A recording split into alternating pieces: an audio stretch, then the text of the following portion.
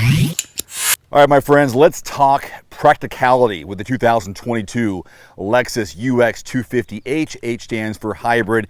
You're going to get good gas mileage, obviously hybrid. I've already talked about the pros and cons, what's new with this vehicle. I'll put a link to that one below this video so you can check that out if you want to go a little more in depth with it. But today is about practicality.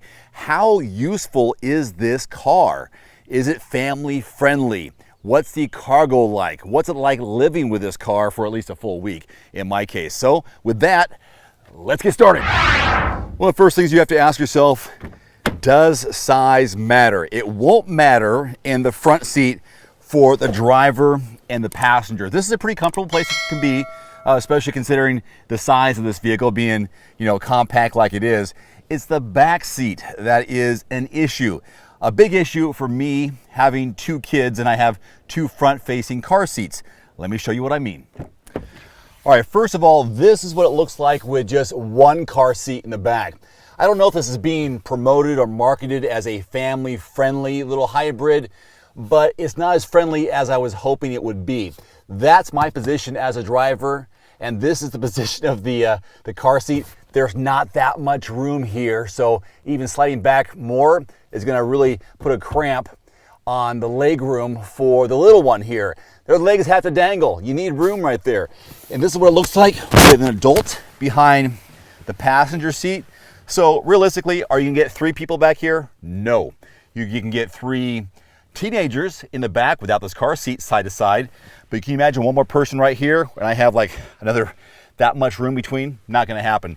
Yeah, you can put your diaper bag right here. You can put another bag of some kind. That's nice. But that's about it.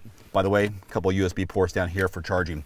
Now here's another issue. I'm gonna put the other car seat in here and you'll see how narrow this opening is. I'm not bagging on this car, but if it is being promoted as a family vehicle, I'm gonna have to challenge that based on the size of my front-facing car seats.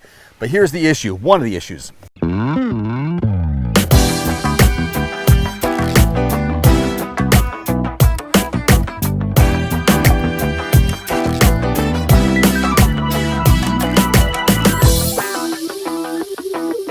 Here is the issue.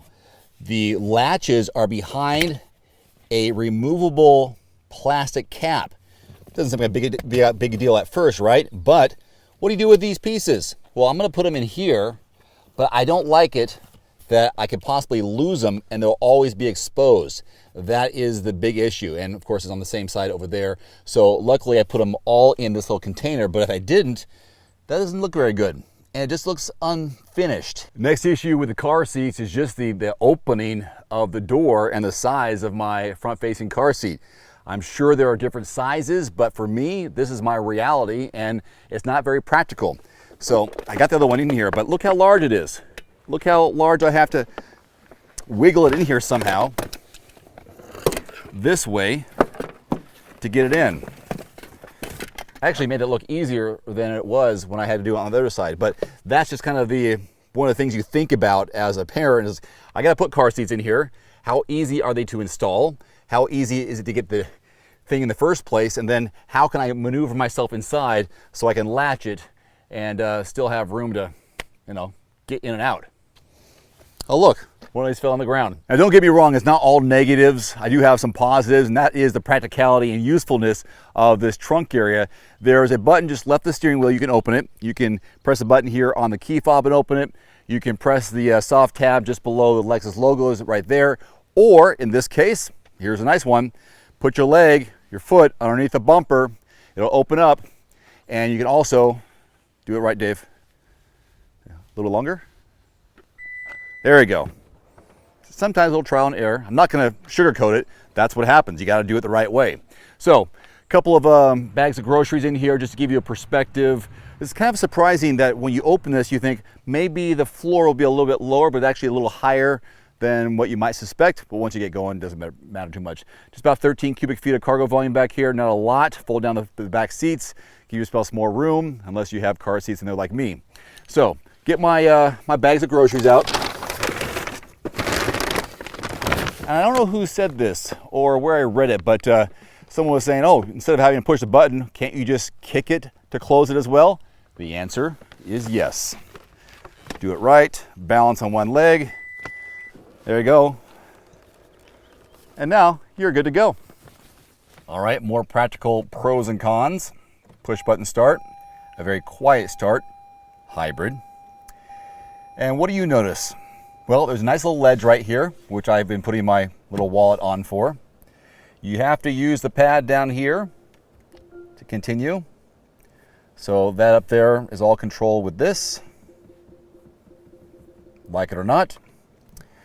Steering wheel mounted controls, good safety features on here with the radar cruise control, lane departure alert right there. There's some setting your cruise control. This is adaptive cruise control.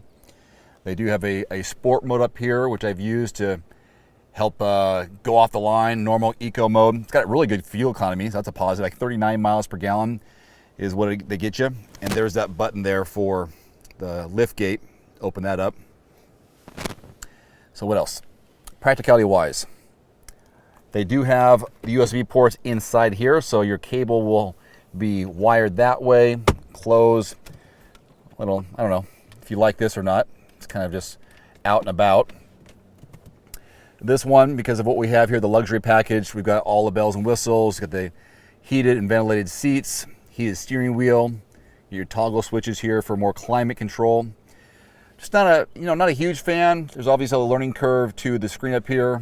It's not touch screen. It's all controlled by the mouse pad, which, I don't know, that's just Lexus's thing. And here's your radio tuning for volume. The volume's here.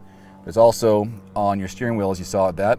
I do like the answering the phone. You get the Bluetooth hands-free phone option there, so once the phone is connected to the car, I can just press this to answer a phone call, which has been convenient in the past because I want to have my phone somewhere. Speaking of that, there's a wireless charging pad right here for your phone. So you got a Bluetooth, you can just lay it on there if it's compatible to be charged. Otherwise, that's when this comes into play. Again, spacious wise, it's okay here in the front. Again, the back seat's not that great, and because of my car seats, I've got a little bit of obstruction of my view throughout some of the windows, so not a lot of great spaces for viewing, but you've got a blind spot monitor, got this moonroof, so more light in here. It's a small cabin, but it's small because the car is small, so you know that going in. All right, makes sense? By the way, under the hood is a 2-liter 4-cylinder hybrid engine, 181 total system horsepower with a CVT, and you notice that absolutely when you get up to speed on the roadway. And officially the fuel economy, 41 city, 38 highway for that mixed driving number of 39 miles per gallon. MSRP on a 2022 Lexus UX 250h hybrid in the luxury in the low 40s, around $43,000. So how practical is it? Hopefully I gave you some demonstrations so you can see how it would fit possibly your lifestyle, how many people you'd be hauling, the kind of things you would need in the back in terms of space. Otherwise, it's an okay car, not for me and not my growing family, but maybe it'll fit your situation. Thank you so much for watching. Again, you can click the link below this video to see my review of the pros and cons and what's new with this for 2022. Until next time, I'm Dave Erickson. Thanks for watching. See you next time. Adios.